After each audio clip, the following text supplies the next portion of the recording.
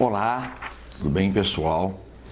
Meus diletos alunos da Faculdade UNA, Grupo Ânima de Educação, Ormente e esses advindos da FACED. Um prazer estar com vocês aqui, relembrando que estou, por infelicidade, o professor Sérgio Gildin estar em recuperação de saúde. Mas uma felicidade ter encontrado uma turma tão feliz, tão alegre, tão divertida. É gostoso estar em sala de aula.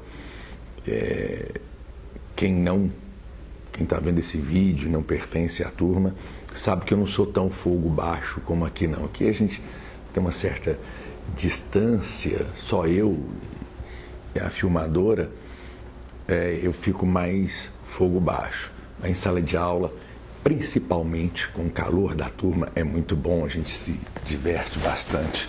Então, meu muito obrigado por oportunizar esse encontro com vocês e votos de melhora ao professor Sérgio Gildin. Muito bem, tema da aula de hoje, procedimento sumaríssimo, quase não é chamado assim, a gente fala procedimento do juizado especial, né, da Lei 9.099, que trata dos crimes de menor potencial ofensivo.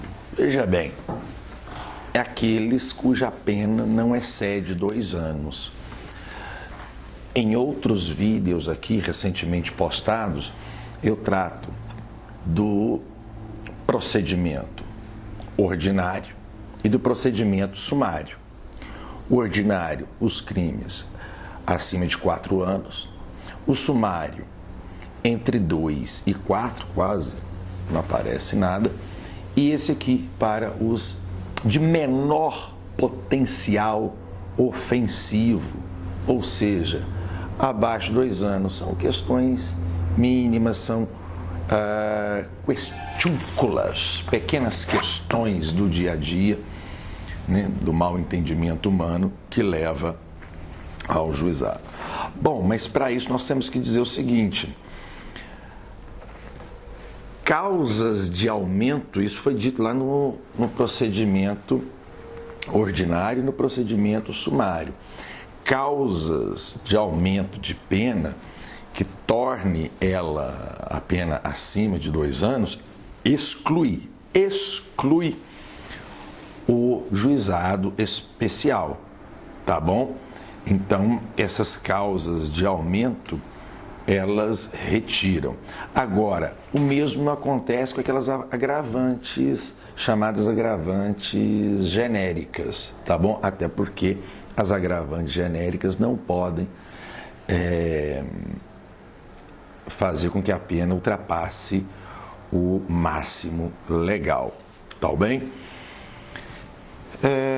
Iniciando aqui sobre competência ainda, foro por prerrogativa de função se aplica, né? Não se aplica na justiça militar.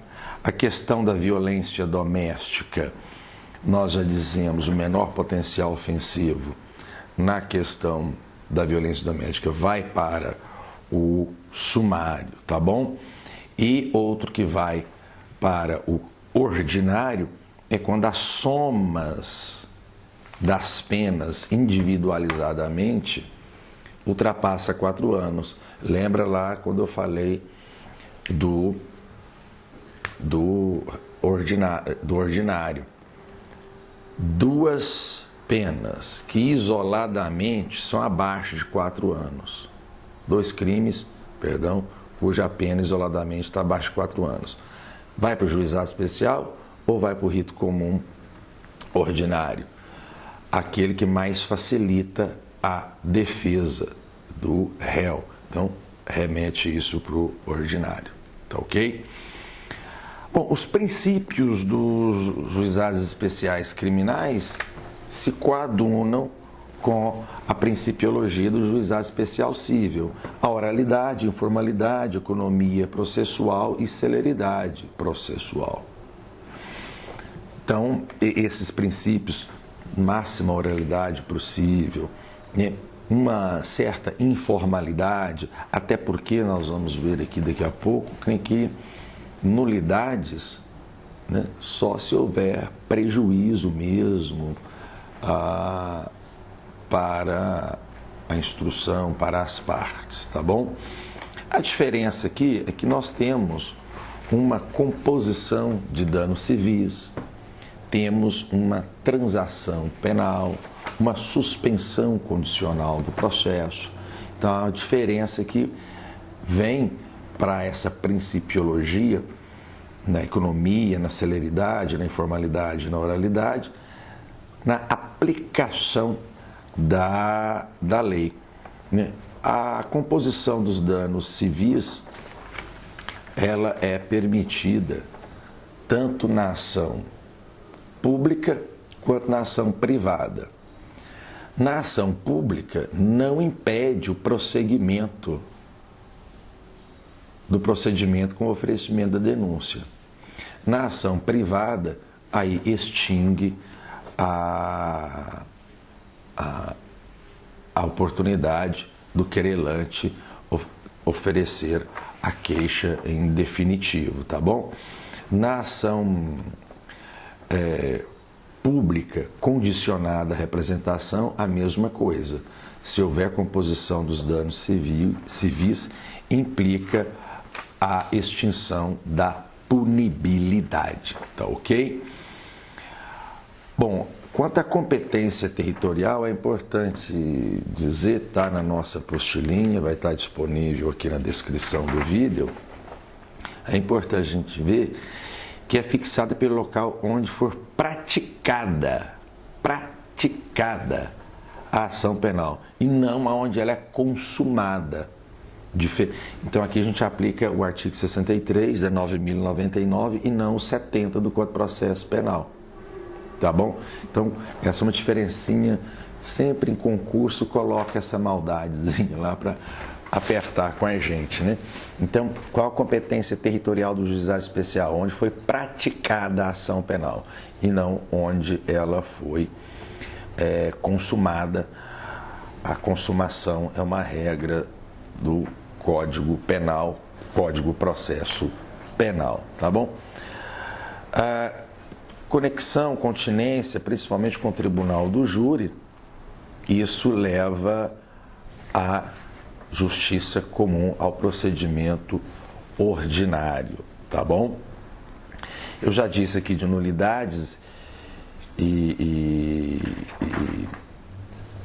a questão das formalidades, né? Os atos processuais serão válidos sempre que preencherem suas finalidades. Não se pronunciará qualquer nulidade sem que tenha havido prejuízo. Então, é os fins. Preencher os fins está válido. Claro, pelo amor de Deus, não vamos fazer aqui nenhum exagero nisso daí, tá bom? No tribunal de exceção. E se não houver prejuízo, não tem que se falar em nulidade, tá bom? Bom, o termo circunstanciado, nosso próximo ponto aí. A autoridade policial, tomando conhecimento do ato, vai fazer análise. E vai fazendo análise, ele é o primeiro analista dos fatos, ele vai ver, olha, isso é juizado especial. Isso é rito sumaríssimo. Então, ele não vai fazer um boletim de ocorrência, ele não vai fazer um inquérito policial, ele vai fazer um termo circunstanciado.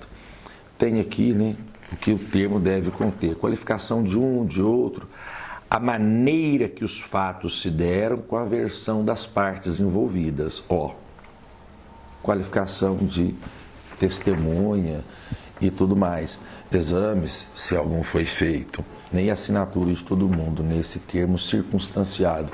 É um termo de menor número de páginas, é algo mais resumido, tá bom?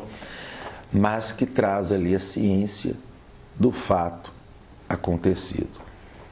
Eu estou colocando aqui na apostila, está até em negrito, que esse termo circunstanciado deve ser encaminhado à justiça junto com o autor do fato e a vítima. Isso não acontece em todos os lugares. Em Belo Horizonte, eu posso afirmar que no juizado especial de trânsito, no mais das vezes isso acontece. Já reúne ali o autor do fato com a vítima, faz o termo circunstanciado de ocorrência, o chamado TCO, e já vai todo mundo ali para o juizado, se as circunstâncias assim o permitir. Mas nem sempre é assim, então as pessoas devem assinar um termo, se compromissando em comparecer lá na sede do juizado, onde for, em dia e hora que vai ser marcado ali naquele momento ou quando receber a intimação para isso, tá bom? Aqui na apostila, eu estou falando aqui do termo circunstanciado, quando ocorre, e verifica-se violência doméstica, né? Um ponto para reflexão, aí um TCC, né, o trabalho de conclusão de curso, para quem está me ouvindo, eu coloco aí, ó, de acordo com atualmente, né, a regra só tem se aplicado a só vai para o juizado especial se a vítima de violência doméstica for homem. For homem. Porque se a vítima de violência doméstica em crime de menor potencial ofensivo for mulher, qual que é o rito? Lembrou aí? Sumário, rito sumário. Muito bem. Se for homem, agora a sociedade nessa catalogação de pessoas, né? Vejo que nós temos GLBTQ, que mais e por aí afora, né? As pessoas se classificam, se catalogam, que eu acho particularmente um absurdo. Eu acho que pessoa não é catalogável, pessoa é pessoa, ser humano, ponto, e acabou. Né? Essa catalogação em função de questões de compreensão de gênero, de sexo, de uma existência comportamental vinculada a essa coisa edipiliana, freudiana, né? Eu acho isso extremamente tormentoso. Tá um bom TCC aqui, né? E a mulher trans, o homem trans, aplica-se, no caso, é uma pergunta que tem uma resposta que vai ser dada depois de um longo caminho, tá bom? Então fica aí essa dica de TCC da possibilidade ou impossibilidade de aplicação da questão da violência doméstica quando a vítima for mulher trans, homem trans ou qualquer outra classificação que se dê às pessoas, tá bom? Cisgênero, pangênero e por aí afora, né? Que eu entendo que a pessoa é pessoa. Não tem homem, não tem mulher, não tem gay, não tem lésbica, não tem trans. É gente. E a toda essa gente deve ser dado o máximo respeito possível, inclusive pela legislação. E aqui eu não estou pedindo para mandar para rito comum, ordinário, sumário ou juizado especial, não. Em função da questão de qual sigla a pessoa se diz catalogada. Eu penso no tratamento humanitário, tá ok? Bom, feita essa digressão aí, é um tema que eu adoraria orientar em sede de TCC, com certeza o professor Fabrício Veiga Costa também seria meu parceiro nessa orientação. Feito tudo isso, designa-se a audiência preliminar, chamada audiência preliminar, né? Nessa audiência, veja que é interessante, né? Vai se tentar, na ação pública, por exemplo, incondicionada, a composição dos danos civis. Em todas elas, tenta-se a composição dos danos civis primeiro, seja na condicionada à representação ou na privada.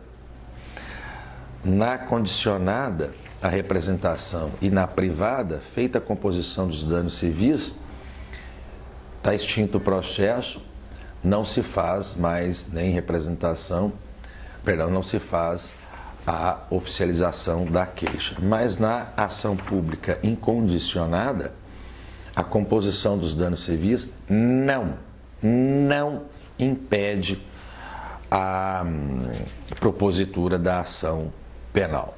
Tá ok? Feita essa composição civil, essa composição é um título executivo judicial, tá bom? Bom, daí a partir daí, tenta-se aquela proposta do Ministério Público, vencida a composição civil, né, a transação penal. Vamos ver se cabe transação penal. Elenco aqui 3 momentos em que a transação penal não será possível. Coloco aí para vocês, pode me acompanhar aí. Ter sido o autor da infração condenado pela prática de crime, a pena privativa de liberdade ou sentença definitiva. Então, se ele já foi condenado por algum crime, ele não pode fazer a transação penal. Mas isso vai carregar isso eternamente? Não, nos últimos 5 anos. Porque a regra número 2 para a não aplicação da transação penal, ele já ter sido beneficiado com ela nos últimos 5 anos. Tá ok? Esses 2 requisitos são objetivos. O terceiro tem uma subjetividade. Os antecedentes, conduta social, personalidade, os motivos e circunstâncias que rodeiam o fato ali, tem que aplicar outra forma ou implica em prosseguir com o procedimento, tá bom? Se o promotor não propor a transação penal, o juiz não pode propor. O juiz não pode propor. Então, porque o titular da ação penal privada, da ação penal pública, né, incondicionada, é do Ministério Público, tá bom? Se por acaso, prosseguindo, o advogado e o cliente, autor do fato, né, tiver discordância, vai prevalecer a discordância e não vai ser acatada a transação penal. Pô, mas se o autor do fato quer, deixa ele fazer a transação penal, meu Deus, o advogado está atrapalhando. A opinião do advogado é técnica e embasada. Lembre-se da fundamentação. É técnica e embasada. Assim sendo, a proposta vai ser tida como não aceita. Tá bom? 2 questões importantíssimas aqui. Não retira a primariedade. Não retira a primariedade do acusado e nem é reconhecimento de culpa. Toda hora a gente encontra isso no juizado. Se eu aceitar a transação penal, estou reconhecendo. Não, pelo amor de Deus, não deixa. Fale isso com o seu cliente, não. Tá bom? Bom, mas se ele não aceitar, vai oferecer a denúncia. Eu coloco um ponto aqui para vocês sobre o descumprimento da transação penal pelo autor. Há uma divergência na doutrina. A doutrina ainda diverge. Se ela tem que ser executada, geralmente é questão pecuniária, a multa é financeira, se ela tem que ser executada, ou vai para o Ministério Público oferecer denúncia. O Supremo Tribunal Federal já pelo menos não pacificou, mas decidiu, vai oferecer a denúncia. Então não cumpriu a transação penal. executa ou oferece denúncia? Oferece denúncia segundo o Supremo Tribunal Federal. A doutrina ainda diverge sobre isso, tá bom? Bom, eu coloco aí na ação pública condicionada, representação, a composição dos danos civis, conforme eu já disse, implica a renúncia ao direito de representação, tá bom? Homologado a composição civil, então, gera extinção de punibilidade, tá bom? Gera a extinção de punibilidade do autor. Se por acaso a composição civil não ocorrer na ação pública condicionada à representação, a parte pode representar ali de imediato na própria audiência, prosseguindo-se o feito. Se a vítima falar que não quer representar, está extinta a punibilidade. Se ela tiver na dúvida, ela tem um prazo de 6 meses para isso. Às vezes, na hora ali, ela fala assim, eu não sei se eu vou representar ou não. Então, tá bom, a gente vai guardar isso aqui 6 meses para você. 6 meses a contar da data quem descobriu o autor do fato, tá bom? Mas se oferecer representação, o juiz vai analisar se é caso de multa ou alguma pena restritiva de direito, né, no caso de transação penal. Então, se a pessoa fizer representação ali, na hora, o juiz vai perguntar para ele mesmo, isso aqui é caso de multa? Isso aqui é caso de transação penal? Então, se for caso de transação penal, ele vai perguntar ao promotor qual seria a transação. Na ação penal privada, eu já disse para vocês, fez composição do civil, está extinta a punibilidade, tá bom? Na ação penal privada, não existe possibilidade de transação penal, tá ok? E aí a gente já caminha para o final aqui, porque o juizado especial tem essa simplicidade, né, inclusive didática, né? Oferece-se a denúncia ou a queixa, oralmente ali, eu coloco aí, estou relembrando logo abaixo aí, se por acaso o autor da infração não for localizado, vai para o rito sumário, porque vai ter que fazer edital. Vejam o vídeo de rito sumário vai para ele, tá ok? No caso de não encontrar e precisar de fazer citação editalícia, citação ficta, tá ok? Mas se for enviado para o rito sumário, o recurso vai para o Tribunal de Justiça e não para a Câmara Recursal, tá bom?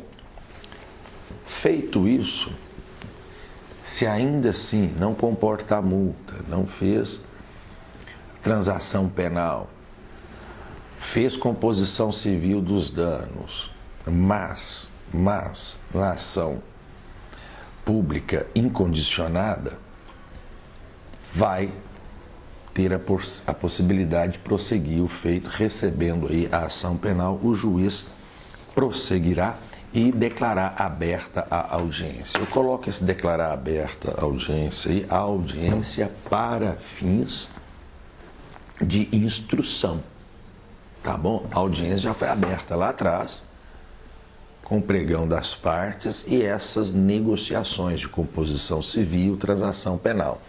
Quando eu digo aqui que vai ser aberta a audiência, após isso tudo, a audiência é para fins de início do procedimento judicializado à busca de uma sentença, tá bom? Abre-se oportunidade de sustentação oral para o defensor. O defensor vai falar agora, mudando o que deve ser mudado, a defesa preliminar lá do rito comum ordinário. Então, a defesa faz essa sustentação inicial, aí o juiz vai dizer se recebe ou rejeita a denúncia, né, o queixo, a representação, tá bom? Ouve-se a vítima, ouve-se as testemunhas, interroga-se o réu, tá ok? Debates orais e sentença na hora. Embargos declaratórios permitidos em 5 dias, interrompe o prazo. Da rejeição da denúncia ou queixa, o Ministério Público pode apelar. Da sentença também, apelação. Né? O habeas corpus, o mandado de segurança, revisão criminal, todos são permitidos, mas esses recursos para as câmaras recursais, tá bom? Que eu descrevo aqui como é. O recurso extraordinário e o recurso especial, nós temos que dizer o seguinte: o extraordinário é cabível por súmula do Supremo Tribunal Federal, já o especial incabível, tá bom? E para fins aqui, a sentença, caso tenha aplicado pena de multa, se a pena, a sentença final, reconhecendo o fato danoso de menor potencial ofensivo, aplicar multa, aí é o caso de execução, tá bom? Um ligeiro adendo aí, o 84, o artigo 84 da 9.099 fala em extinção de punibilidade, extinção de pena, tá bom? Na execução, executou a pena de multa, pagou a multa, não é extinção de punibilidade, é extinção de pena, tá ok? A apostila está aí com link para ser baixada. Quem não conseguir pode entrar em contato direto comigo, tá bom? Um abraço, muito obrigado, bons estudos. Tchau.